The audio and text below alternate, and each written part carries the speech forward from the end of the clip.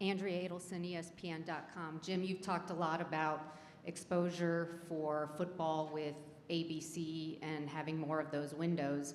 With the preseason expectations for Florida State and Clemson headed into this year, how important is it, do you feel, for the ACC to be able to capitalize on some of these bigger windows with some of its marquee programs to help change the perception and the narrative of the league? Good question, Andrea. I think for all of us, you get into the competitive ACC season and it's a little bit of a cannibalization. So your point of differentiation, I think for all conferences, ends up being the non-conference games. And so we have to get off to a really good start. It doesn't negate having a really good season if you don't, but if you stumble once or twice, it's really difficult to overcome that. So you mentioned a couple of our teams, and I think we have a whole host of others that also can have a really good season. And sometimes our ranked teams act just like that and perform right off the gate in a high level. But sometimes those teams that aren't ranked or maybe at the bottom of the top 25 really start to gel. So I'm really excited about it. I've had a chance to really dig in this summer about our rosters and love our coaches as always. But I think, Andrea, with the schools you mentioned, Florida State and Clemson getting a lot of opportunities, I think we have a bunch of others that can also get off to a good start and show that the league is a really, really good football league. And I mentioned in my remark about the CFP, I just think sometimes it's lost because of whatever narrative's out there. We're second most in titles and appearances in the CFP. And I think that equates in modern day football to having success. We're going to take our second question from here in the middle section, second row.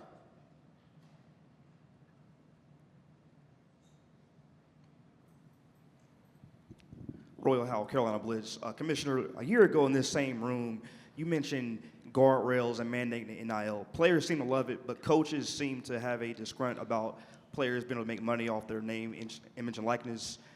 Lane Kiffin recently mentioned college football being a complete disaster right now with the NIL. What are your thoughts on the college football as a whole, and do you think it's just a disaster to have the NIL in totality? Yeah. I think here is where name, image, and likeness is off the track, and that is what I described about Washington, D.C. For certain, the student athletes deserve the opportunity to engage in name, image, and likeness, and I had a chance to address that group yesterday, and we've been a strong proponent of it. Where it's really difficult is these disproportionate state-by-state rules and legislation, and that's what we're trying to change. I think as you look at the NCAA and the history of it, we've kind of all raised our right hand and indicated, hey, we'll follow these rules. We may not like all of them, but we'll follow them.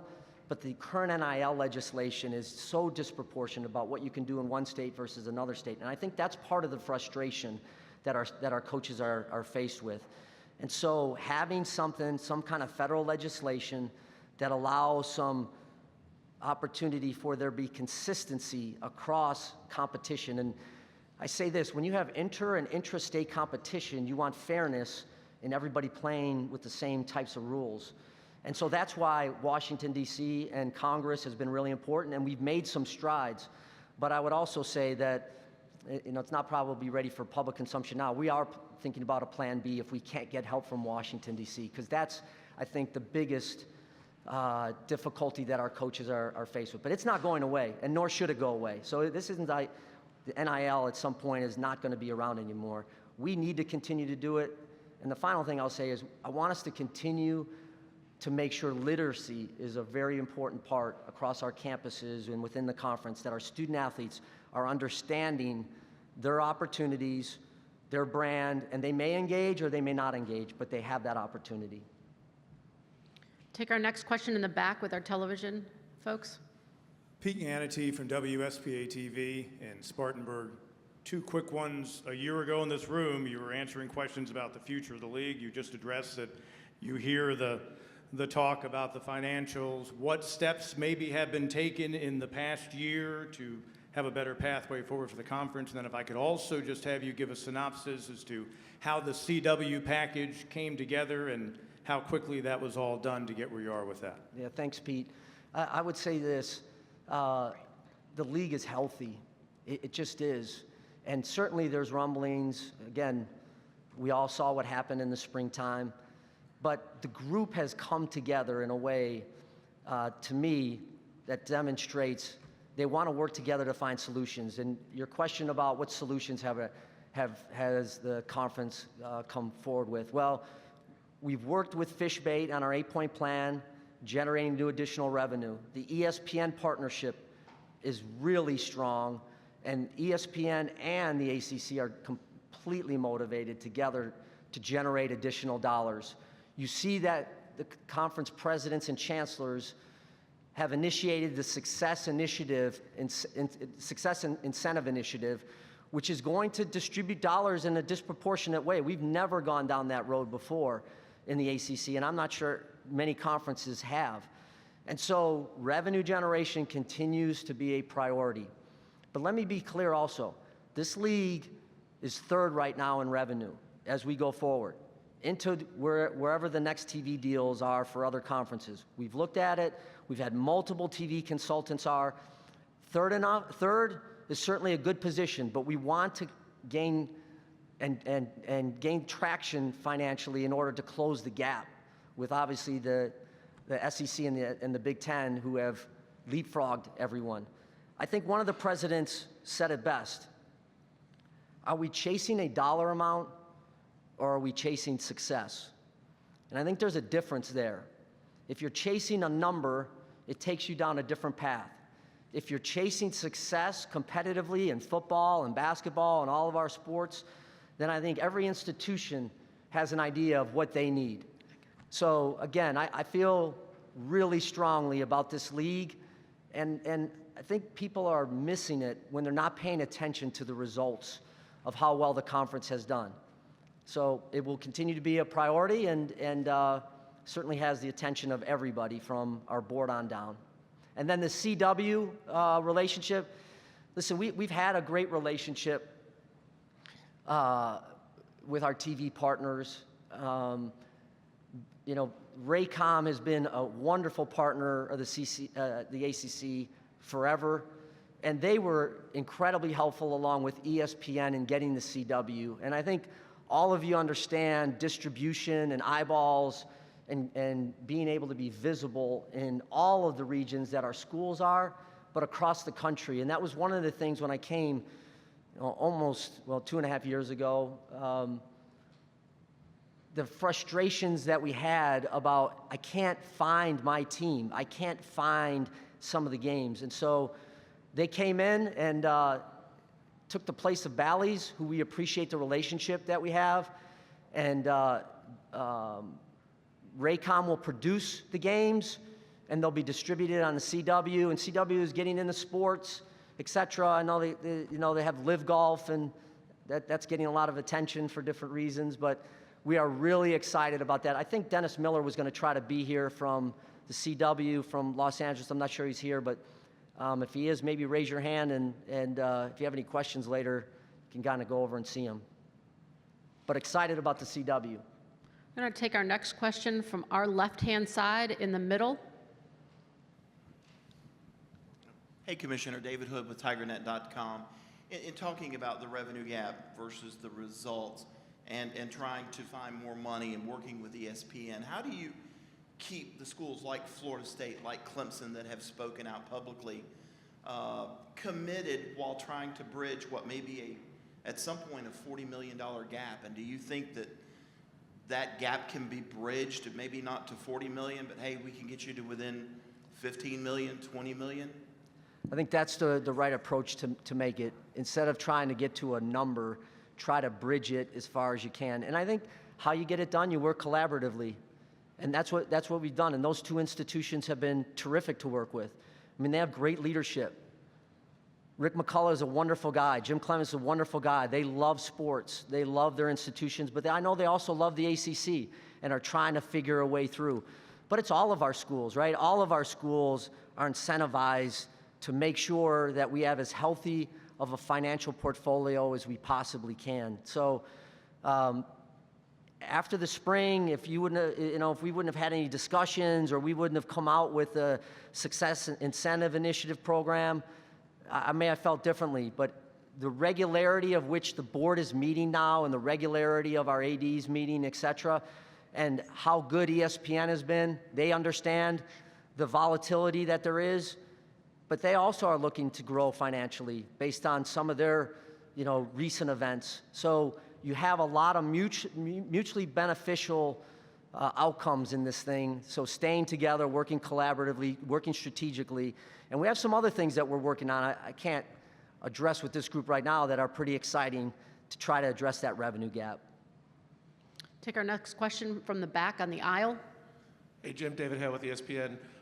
You talked about lobbying in D.C. regarding NIL. I know some of the potential options that are out there would include a third-party government entity that would oversee this. How comfortable are you with the idea of sort of outsourcing NIL oversight to a third-party government-run organization?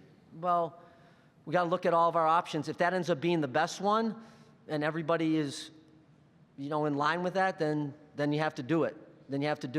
It starts to get, you start to get leakage about kind of controlling your organization and the association and making decisions when you go to Washington. So there's always some danger there.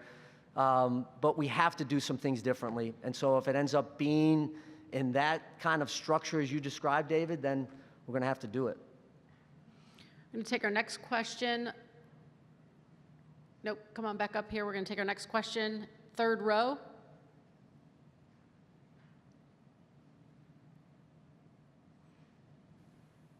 Hi, Kenton Gibbs, Locked On ACC. You talked a lot about where you are in terms of the conference and looking at growing and expanding and bridging that gap. One of the biggest fish that's out there that people constantly whisper about with the ACC, a team that's on that slate of televised games for the ACC, is Notre Dame. Is there any progress towards getting Notre Dame to join as a full member with football as well, or is that not something that's on the table at the moment? Yeah, another really good question. We've had a lot of conversations, let me just put it bluntly, with Notre Dame, and they've been very clear. They value their independence, and I think they feel strongly that that will continue well into the future. If they ever have the desire of joining the conference, they know that we would welcome them with open arms. But I think, I can't speak for Jack right now and Pete in the future or Father John, but I think it's been a healthy relationship both ways for the ACC and for Notre Dame. Their sports, other than football, I think have thrived in the ACC. I think they really enjoy the academic prowess that the ACC brings as well. But they've been pretty clear about their desire to stay independent. So I don't see that changing anytime soon. Next question on the other side of the aisle, midway back. Hey, Jim, Luke Ticock, Raleigh News and Observer. Curious, you mentioned the revenue distribution and all those things. Did kind of having all of that come out at Amelia Island into the open with everybody discussing it change in your mind the sort of mood in the conference about some of this stuff? Was there a tangible change since May in terms of addressing the future of the ACC that you saw? Luke, I really believe it helped us. I do. It was painful to go through. Nobody liked it, but it really started to develop this honesty and candor. Not that it hasn't been an honest group before, but more candor than anything else about, hey, here are the issues we have, or here's what we're concerned about. And I think that's healthy. I think that's healthy in any organization. And you can maybe have it at the coach level or at the AD level, but when it's at the CEO level with our presidents and chancellors, I think that has helped us come together and understand these are some of the things that we have to address. And then, as I mentioned a little bit ago, I think the frequency, Luke, of us now getting together, we meet once a week now, sometimes more. And then, if we don't have anything to go over, we can cancel the meeting, but it's on our CEO's schedule.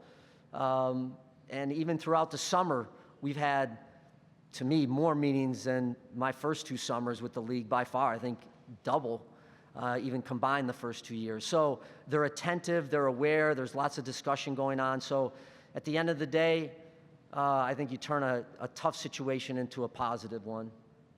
Take our next question from the back on our right-hand side in the aisle. Hey, Jim. Matt Baker with the Tampa Bay Times. Over here. Hey, how are you? You were talking about the patchwork of NIL state laws. What, in your mind, is kind of the practical impact of that, considering there hasn't been much enforcement of anything so far? I think that's the disappointing part of it, Matt. And I think our league had the most visible one, and I still kind of shrug my shoulder on that. I don't quite understand that, of everything that's going on. At the end of the day, I think we have paralyzed the enforcement staff, not intentionally, but with state NIL laws. And they're not sure exactly the enforcement abilities that they have, et cetera. That's why some kind of consistent language across the country would allow our enforcement staff, to me, to be a lot more successful in doing the work that they need to do. So I think that's part of the earlier question of, the frustrations of the coaches, et cetera, that they have, and our athletic directors and even chancellors. And it causes some disruption in your own league with our 10 states, because they all look different, the laws do. So I'm hopeful we can get there. I really do. And I think we've made a ton of progress over the last 2 or 3 months. And a lot of us have almost lived in Washington, D.C. because of the frequency of meetings with both sides of the aisle. So I am cautiously optimistic that we can get something done. Next question, we're going to stay in the back on the right-hand side. Hi, Jim. Joe Ovias. I understand the belief that they're students, not employees, but are there contingencies that you've discussed with the presidents or other commissioners in the likely event that the courts decide differently in the next couple of years? You have to be ready for anything, Joe. You know that. This is a fluid, changing landscape. And what a student athlete and their experiences and, being able to get support and monetize their name, image, and likeness, what that looked like 10 years ago versus today, we have to be ready for almost anything. The courts have been active all the way up to the Supreme Court. So it would be naive for us to think that, hey, we can just kind of do this thing ourselves without much interference. So we'll have to continue to look at it. I know that is not the desire of the ACC presidents at all, but it, at some point could be a reality. Next question down here right in the front on the second row. Commissioner, with the college football playoff expanding, you mentioned the non-conference schedule. For example, Florida State, they have upcoming home-and-home games with Alabama and Georgia, 2 of the top programs in the country right now. With the playoff expanding, do you anticipate more of these home-and-homes in the future, and how can that help lift the profile of the ACC as a whole? I think they go together. They're interconnected.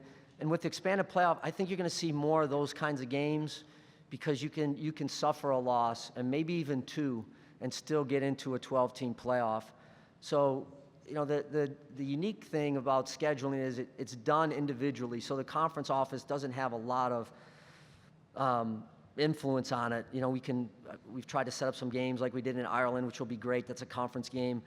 But I commend our schools that are playing difficult non-conference games. And what I'd like to see in the selection moving forward is there being, more emphasis on the games that you are playing, right? And what's the totality? What's the resume look across a 12-game schedule? Not just what you've done in your own conference, but who have you played in the non-conference schedule? So look forward to those games and many more that you've described. We're going to take our final question right over here on the aisle. Jim David Teal from the Times-Dispatch in Richmond. How close are you and your fellow commissioners to finalizing the revenue distribution from the expanded playoff, and what impact will that have on what formula you eventually finalize for your success initiative? Yeah, those also kind of go hand in hand, David.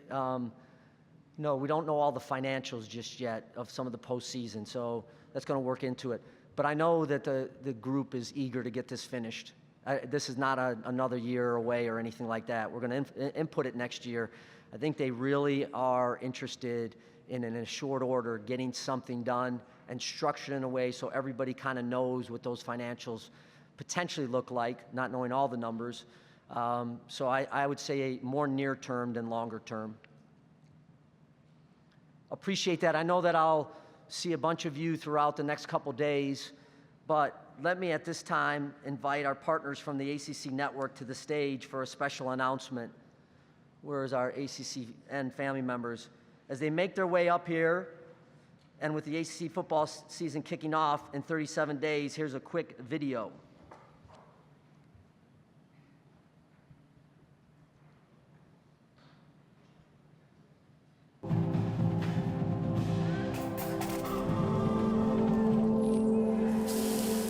Game day in the ACC. We live for it. What's my definition of success? Excellent job of bringing up all this. Listening to what your heart says. Play fast, play physical, play this game the way you love to play it. It's time to take off the gloves and dominate this team. Let's go! What's my definition of success? Being brave enough to dream big. Quitting when you're told to just quit. Giving more when you got nothing left. It's time for football in front of a packed house under the lights. And the 10, he hurdled the man. Touchdown. Oh, my. And he'll go up top. Put it down. Oh, wow. A bomb. Come for it all.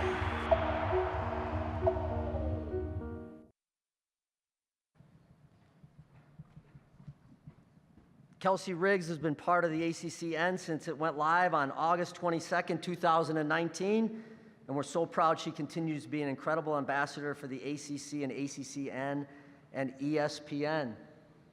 Miss Riggs, come on up here. Let's give her a nice round of applause.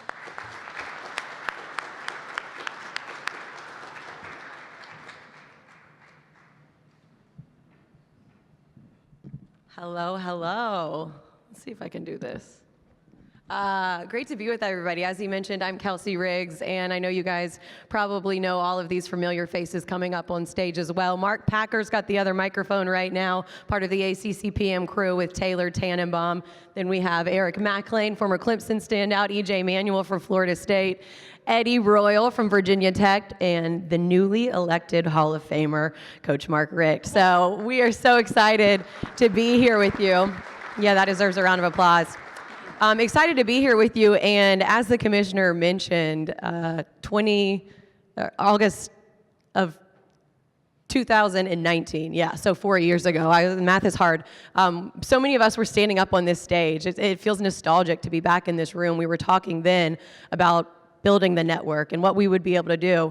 So we're excited to be here with another announcement. You've seen so many of us over the years on the road, and for the first time ever this year, we will be taking ACC Huddle and ACC PM on the road every single weekend for the college football season. 37 days away from that very first weekend, Labor Day weekend, and we are pumped about it. Pac, you guys were on the road with the ACC Huddle crew last year, and it's a huge opportunity to really highlight these student athletes, these games, and kick it off on Fridays.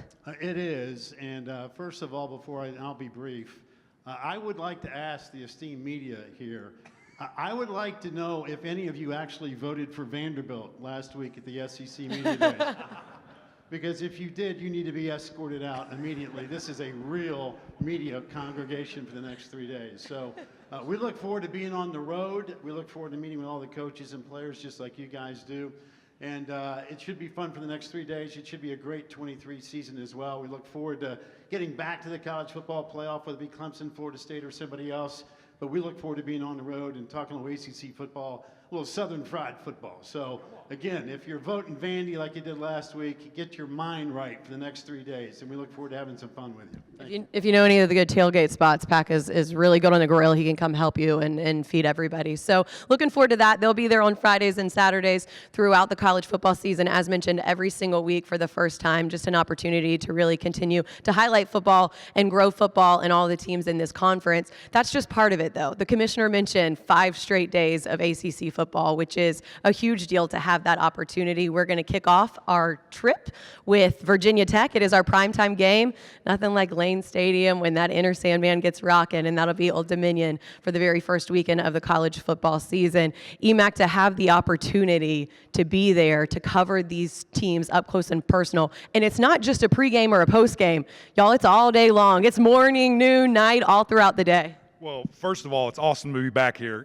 8 years ago, I stood on that podium as a student athlete, and to see how this thing has grown, and to have this awesome crew that I'm standing here with, an amazing TV partner that we work for, and just to see the continual growth of this conference is very inspiring for me. But all that we just mentioned, I mean, how can you not be jacked up as a student athlete, as a fan, as a media member, to have this type of presence every single week? I mean, I just think about it as a former player, to have that stage that we're going to have that presence at my facility, at my stadium, it just feels so big, and it is. And these student athletes deserve that. They deserve this credit and this unbelievable coverage that we're going to give them. So can't wait to be in Lane Stadium. Eddie's been there once or twice. It's going to be so much fun, and can't wait to deliver this awesome content all fall.